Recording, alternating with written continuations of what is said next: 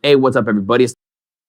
And I was able to I got video and sound. But the moment I connected it to the HD60S, no sound, only video. So here's a quick and easy solution that worked for me. I don't know if it'll work for you, but it definitely instantly started working for me. I downloaded the Elgato Capture software, even though I only use OBS. The moment I downloaded it and installed it, and then opened up the program to actually have the HD60S run the feed into the Elgato Capture software, it instantly started playing sound. So it seems that you actually need the Elgato Capture software installed on the computer, even if you're using OBS, in order for the capture card to work properly. So once I saw that I got sound into the software, I went to the TV and made sure that I got sound to the TV, and I did. And then I closed the Elgato Capture software and then opened up OBS, and instantly I had sound in OBS along with the video. So whatever you do, even if you're using only OBS, do not uninstall Elgato Capture software. Another thing to note is that when you install the Elgato Capture software, it'll also ask you if you want to install the Elgato Capture Sound, which is a separate software that integrates with all that. But I actually chose not to install that. So I only installed the Elgato Capture software, no Elgato Capture Sound. So that's all I had to do to make it work. Another very important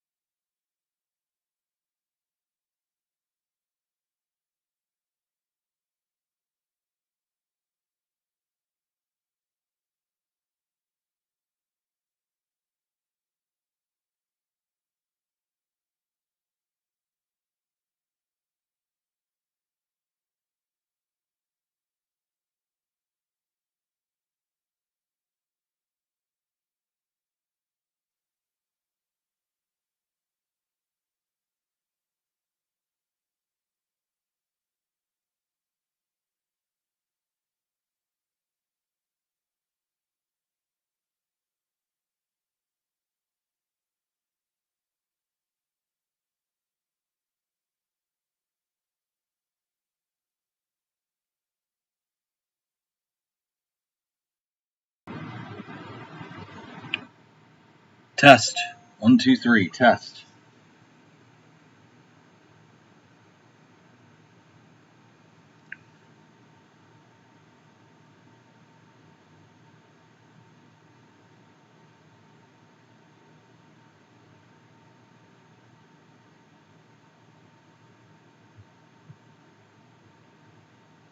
Sweet, you guys can hear me.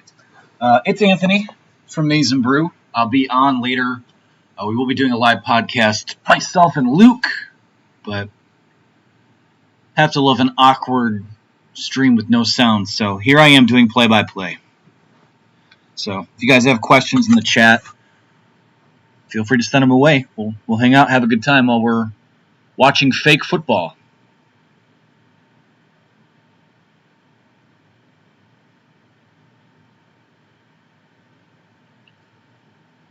I'll get myself on camera here in a bit too. I got a new laptop. Since the last time we did these streams, we were doing them on Twitch before. So I'm still figuring out the settings and things like that.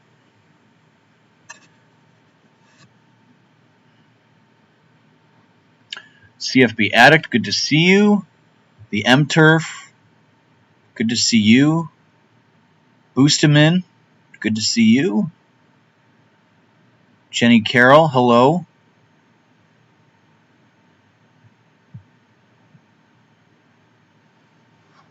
Welcome.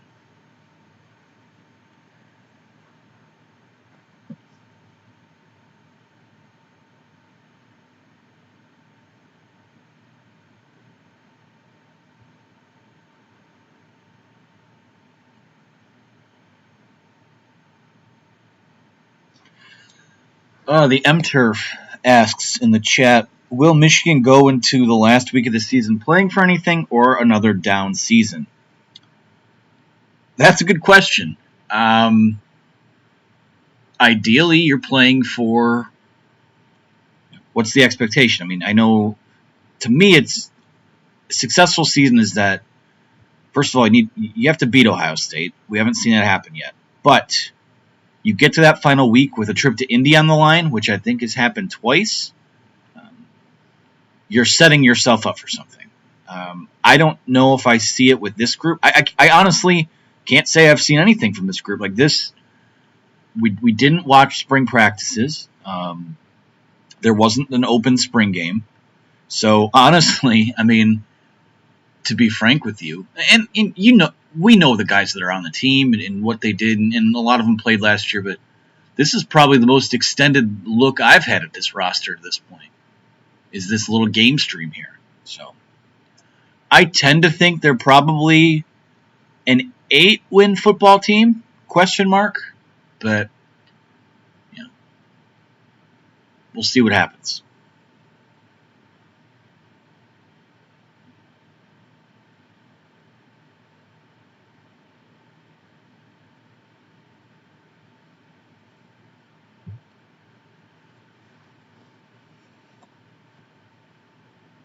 What do we think of the Maize jerseys, everyone?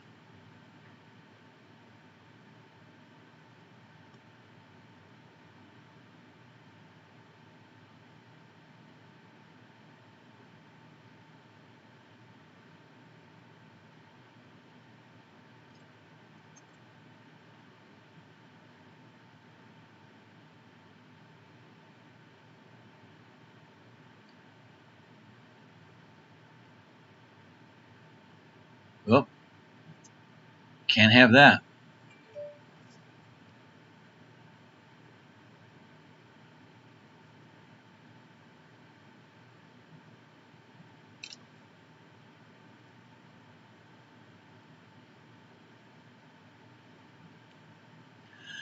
Yeah, as far as alternate jerseys go, the Maize ones are probably the best ones they've had.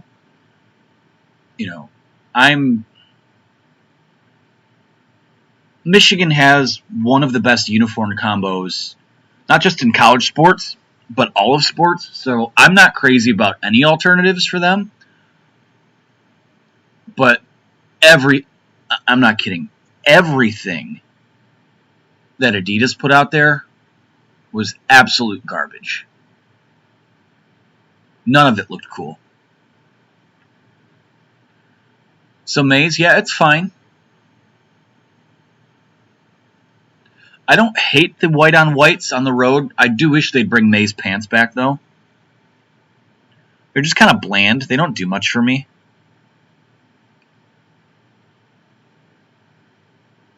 But for me, and I know a lot of you guys are like this too, it's the winged helmet, right? Like, that's the sell for me. Do whatever you want. Don't touch that. And I actually like how in recent years they went to, like, the wings are shiny, but the blue on the hat or the helmet is matte. I love matte helmets. They're so cool.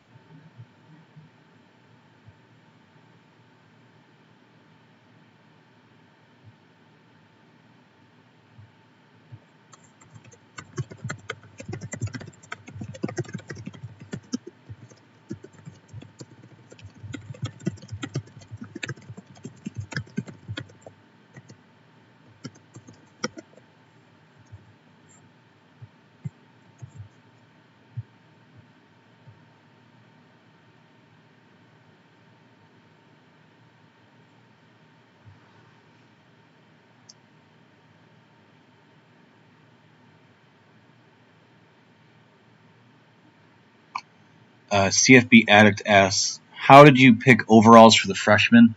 I didn't build this. These are rosters someone else built, and you get them from the vault. I don't know. I know they have. There's a system that the folks over at Operation Sports use. I'm sure it's tied into recruiting rankings and things like that.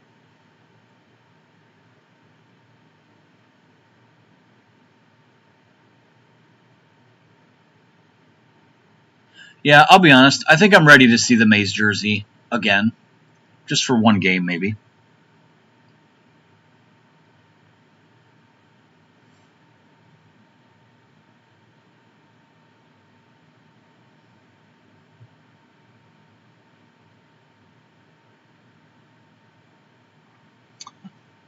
The M-Turf. How is Jake Rudock, an Iowa kid who lost the starting job there, the best QB Harbaugh has had? I have a controversial take on this, which might be good for entertainment purposes here. I don't think he's the best quarterback Harbaugh's had. He had the best maybe 4 or 5 game stretch that a Harbaugh quarterback has had, but take away the expectations, it's still probably Shea. He's the most talented they've had. Inconsistent, yes, but yeah, that's my take. I'm sticking to it. Still not good. Still not. Those can't be your 2 best quarterbacks of the Harbaugh era, but they have been by a pretty significant margin.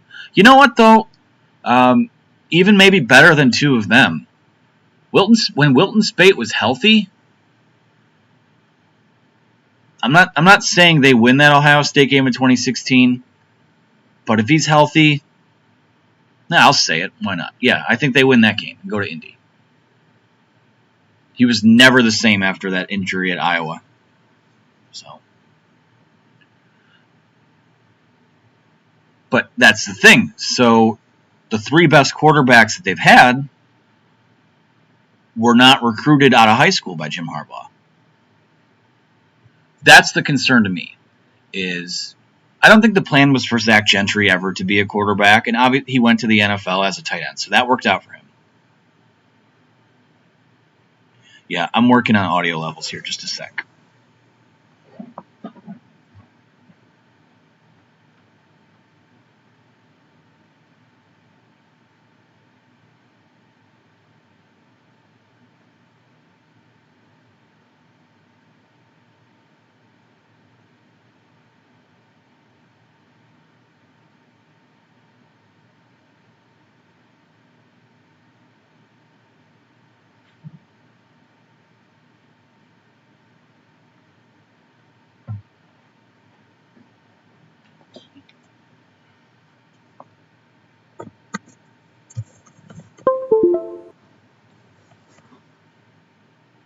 Nice throw.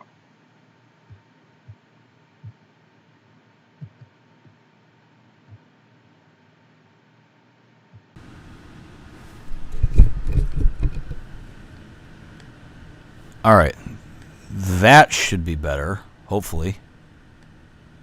A little more consistent.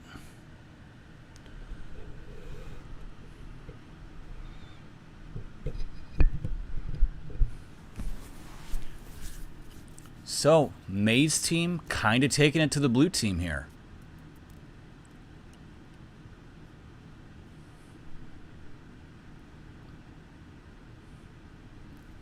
Oh, no problem. This is all trial and error. We're just hanging out. 4:23 on a Monday. Got nothing else going on.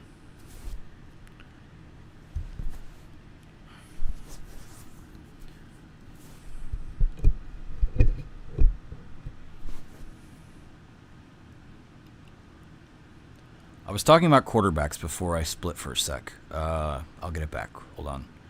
Okay, yeah, Zach Gentry. Plan was kind of always for him to be a tight end, which it worked out for him. Brandon Peters. Yeah, that didn't work. I won't say bust, but didn't work. He transferred out. Dylan McCaffrey. Couldn't stay healthy. That's a bust. Joe Milton. Bust. Period. Cade McNamara. We'll see. We'll see. I think what Cade gives you as a baseline is that he can do what you ask him to do.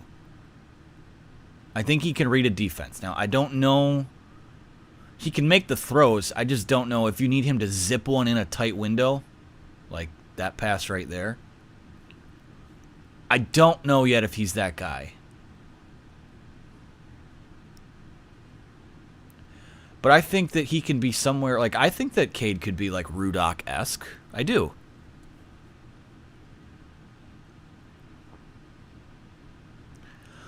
I honestly just, like, ooh. It's getting violent up in here. I think that just average quarterback play, this is a team that can probably win 8 games. Any more than that, they need, they need someone else to step up somewhere. Something else has to happen. But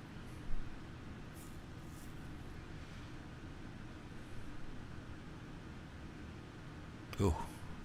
Playing with fire, JJ.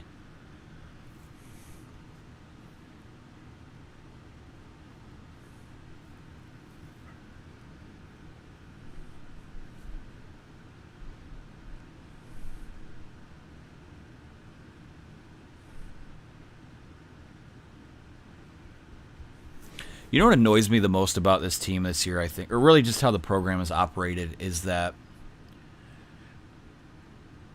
a lot of people would make the argument that Don Brown should have been cut loose in 2008 after the 2018 Ohio State game. I don't know if I agree with that, but I can come around on that one. I definitely think at the end of 2019 there should have been a change there. And if you were going to have these deficiencies on defense like they did last year, it seems like it would have been more beneficial. And this is all hindsight. This isn't great analysis. But if you were going to go through the struggles they did, at least you would have done it last year in making a change, setting up for the future, knowing what's on your roster. Now, everything happened a year too late. The coach is on the hot seat. I mean, people will say, oh, he got an extension. He's not on the hot seat. Jim Harbaugh's making half of what he made last year. He's on the hot seat. Period. So it's frustrating that we're this late into the game and it's like you're starting over. You're in this weird spot of starting over and needing to win now. It's a really weird place to be in. 3Dub asks, will the defense rebound, though? That's my biggest question. They will be better because they can't be worse. Seriously. I mean, I guess it depends on what your definition of rebound is. Do I think that they could be a top half of the Big Ten defense? Yeah, I do. There's still talent there. You're going to find out the value of these young coaches with these different and new ideas because they do have deficiencies, but it's all about, like the argument of the last few years, right, was, Don Brown's defenses are getting torched. We need to be able to switch to zone more. You don't just switch to zone in a game. Like, you have to rep zone, and you have to install zone concepts into your defense. They didn't do that. I mean, Don Brown doubled and tripled, quadrupled down on what he wanted to be. So I think the ability to be flexible, a little more pliable in your game plans and your concepts, I think that will pay dividends for them. I do.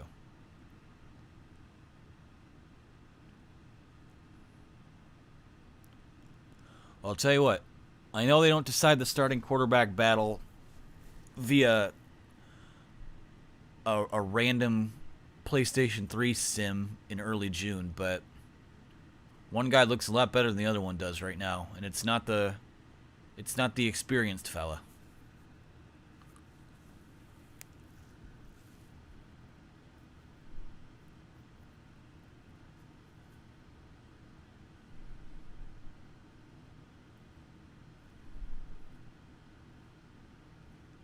I did make these teams pretty even, though I will say I think the Maize team's defense is a little bit better.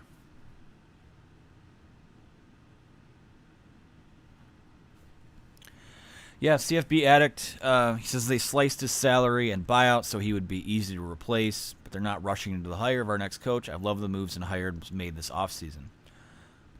Yeah, I'm on board with it. I think that, especially when you look at the defensive side of the ball, And I don't want to say too much. Like, actually, Luke and I are going to talk about this on the show tonight. So, kind of the positives and negatives of the offseason. But in a nutshell, the too long didn't read version of it.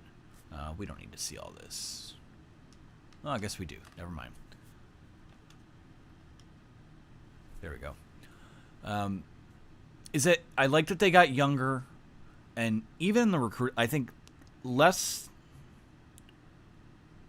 it's less about.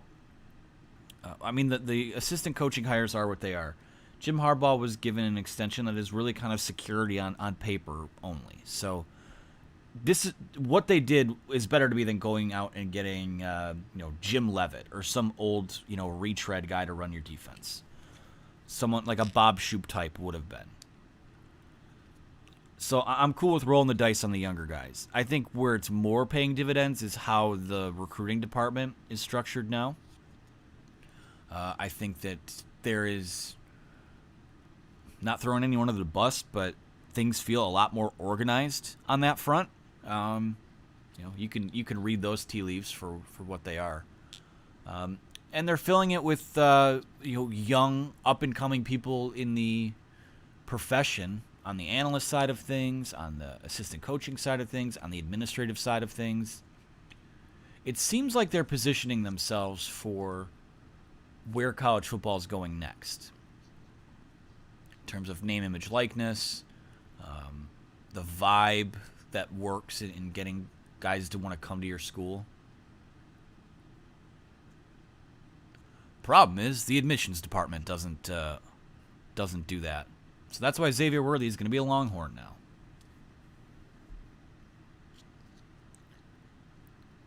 The M-Turf. My theory is that Michigan football died so Tom Brady could live. Yeah, there's some kind of satanic blood pact that's going on there.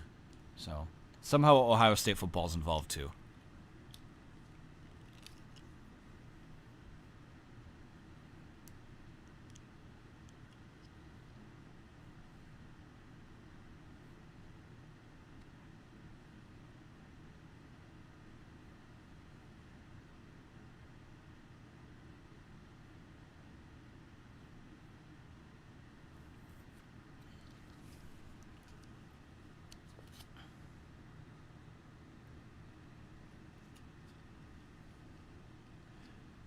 Well, the good news is that the stream looks good. I don't know what the deal with the audio is, though. Now, anyone who's familiar with how these stream setups are, I have an Elgato HD60S here. But there's something on the PS3 that prevents it from hooking straight up to that. You kind of have to do some other thing, set up a different type of rig for it. And I think I may have lost my audio in the process there. But we're working on it. Do you really want to listen to Virtual Curb Street? I think that's what it boils down to.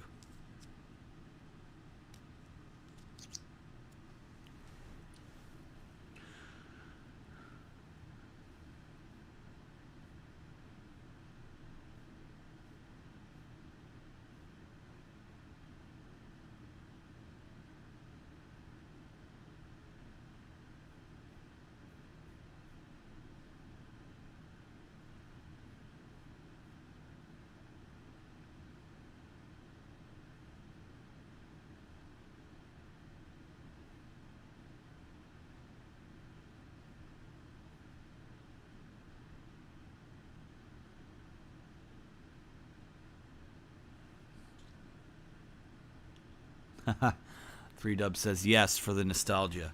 Okay, I understand.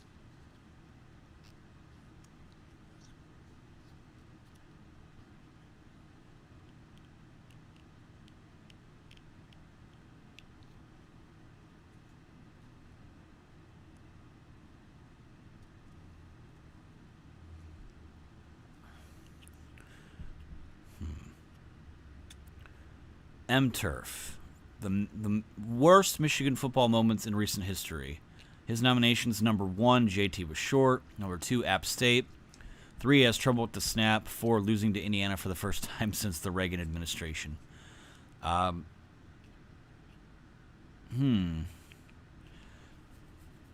As far as your number 4 goes, I think that Michigan State game the week before was far more embarrassing and I mean, Rocky Lombardi is a MAC level quarterback, and you made him look like Patrick Mahomes.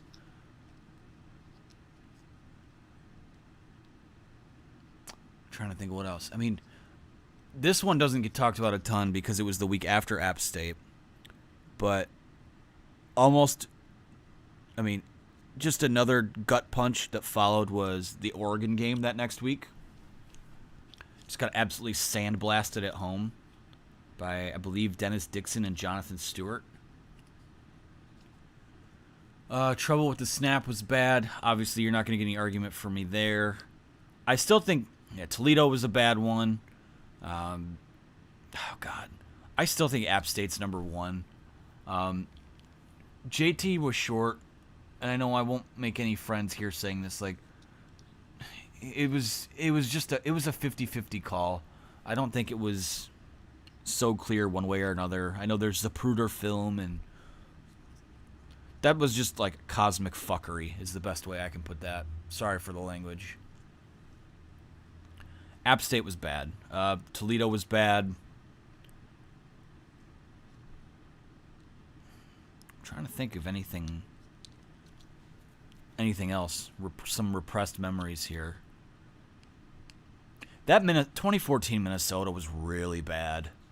I mean, that's honestly, take out the 3-9 season for Rich Rod, take out the 2020 pandemic season. That 2014 Minnesota game was the lowest of low points for Michigan football in the last 15 years.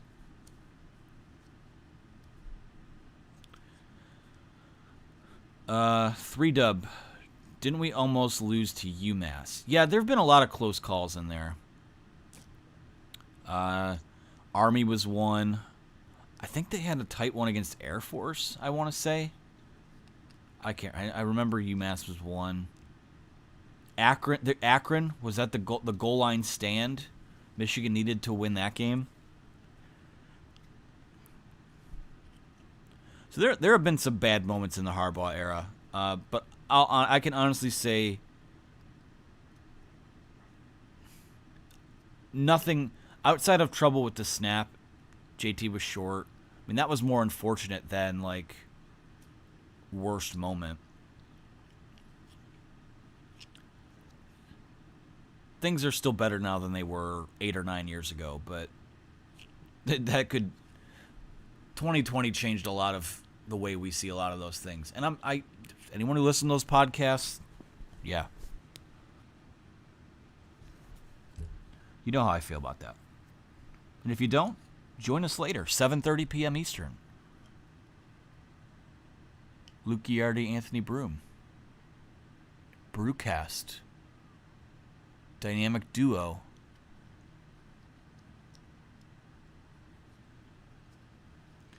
The M-Turf, you could argue that the JT call could have changed the whole trajectory of Michigan football. Yeah, you could argue that. I think it would be an argument you'd win with a lot of people.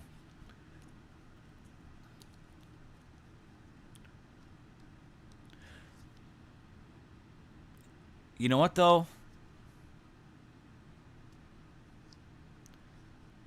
Maybe have more than 5 total yards in the fourth quarter. That's all. They didn't do anything in the fourth quarter of that game.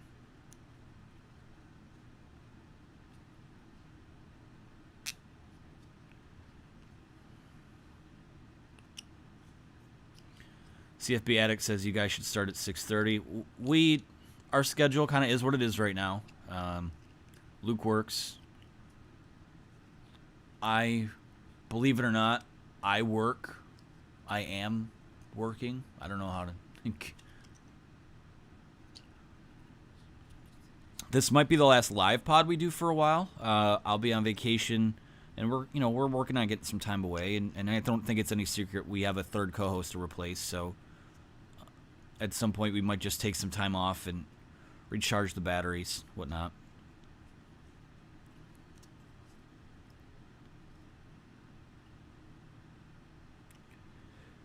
3-dub. It took a few years, but I don't think my expectations have ever been lower. Yeah, I get it. I mean, these are the lowest expectations they've had in 7 years.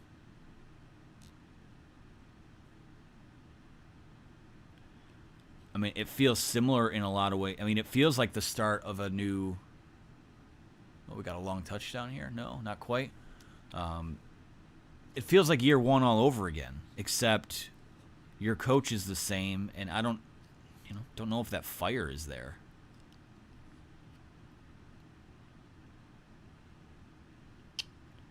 I know that's an old bit people are tired of, but it's just not...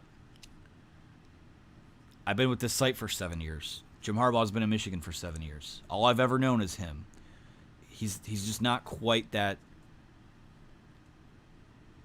Not quite the same guy. A good guy, don't get me wrong. But, yeah, things have been different the last 3 or 4 years.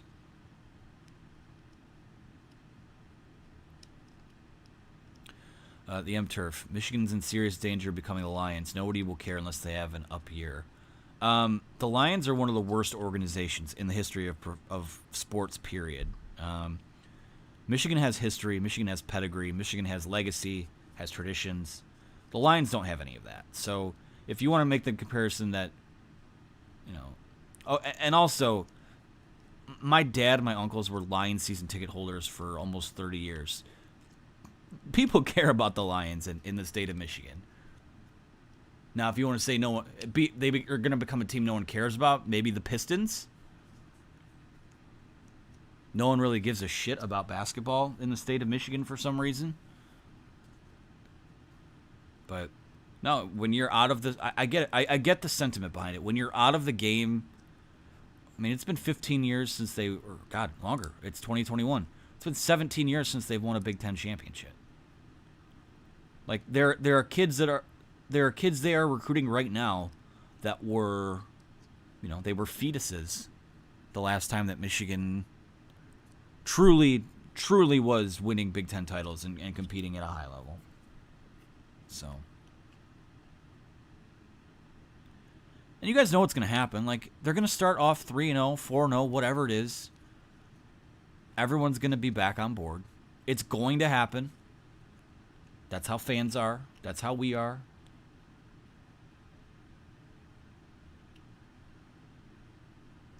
CFB Addict says, Juwan is making us care about basketball. I love Juwan, but if you didn't care about basketball coming off the 10, 11 years they had under John Beilein, like, I don't know where you've been. This isn't... Michigan basketball being a national power is not new. Now, there's more buzz than there's ever been, but it's not new. It's just always striking to me that, we could be... We're one of the few sports states where we could have a Duke-Carolina type rivalry in basketball. We can have an Alabama-Auburn type rivalry in football with Michigan and Michigan State. And, yeah, football is what it is, but... Uh-oh. JJ's dead. Stop the stream. Who replaced him? Is that Bowman? Okay, cool. I had to make sure. Well, here you go, folks. Your first look at Alan Bowman in a Michigan uniform.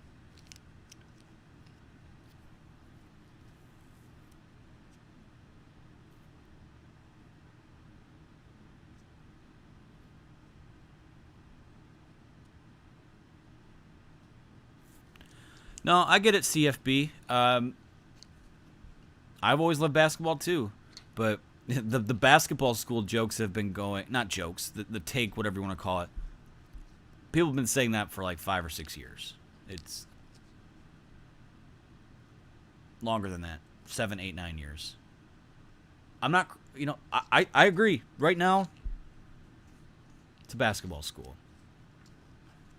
But if we're honest with ourselves, we know where the bread is buttered.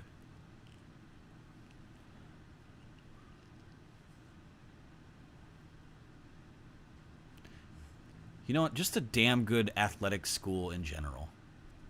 I think that's maybe the most annoying thing about the football program is that all of these other programs are, whether it be, just pick a sport, softball, baseball, hockey,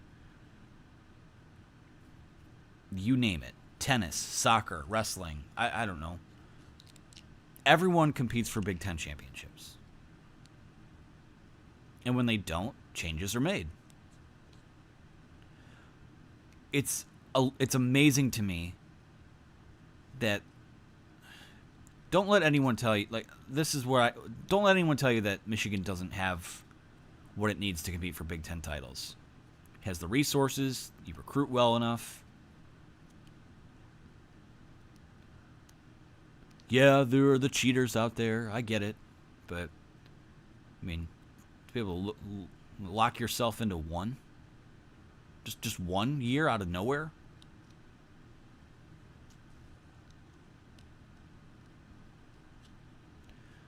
Yep, women's gymnastics, national champs.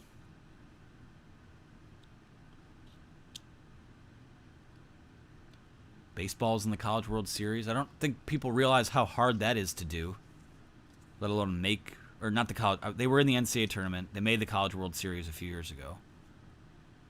Midwest schools are not, that's not typical for them. So you've got a lot of teams doing some special things right now. But there's still this cloud. I don't know what it is with football. I don't know why they can't crack the code there. That's not why we're here. We're not here to solve that problem today.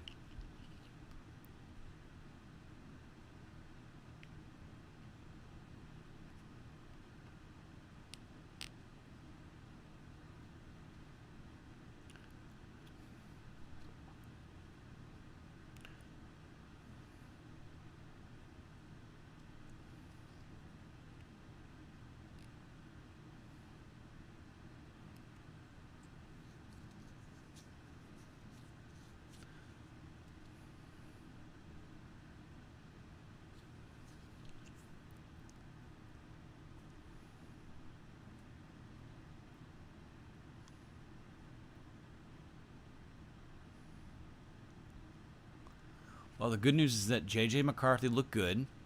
The bad news is that he kind of carved up Michigan's defense.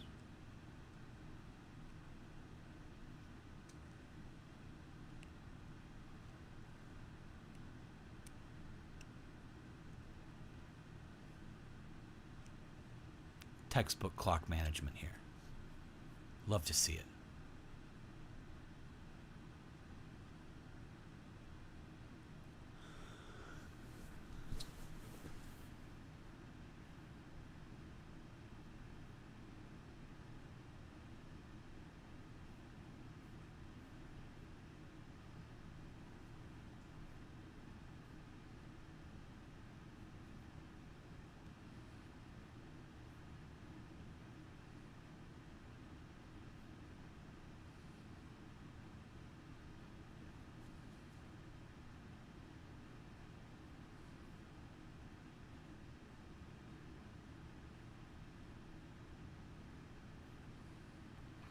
Well, there you have it.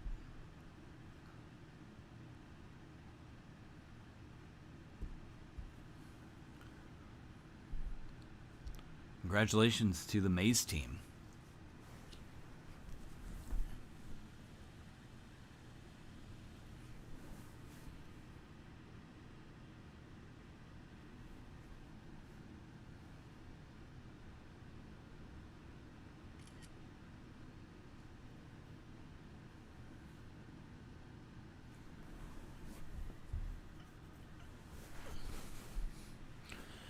CFB Addict says, even though Michigan football hurts me, I still love it, and I'm going to try to be a sports journalist and cover Michigan athletics for a career. Do it, man.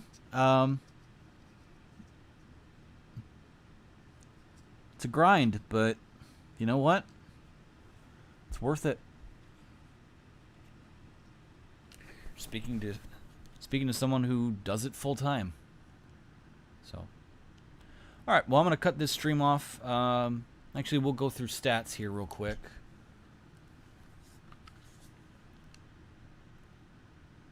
Game stats.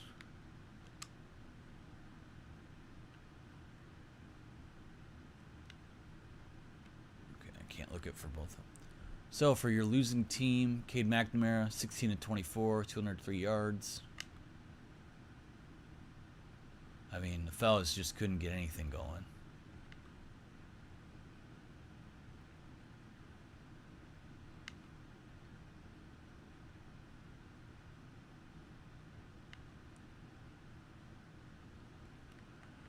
Looks like your defensive star of the game for the blue team is probably Taylor Upshaw.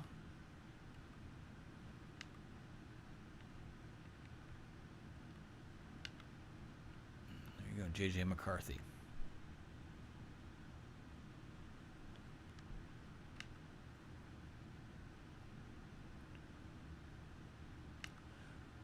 Neither of the offensive lines played very well. That's concerning.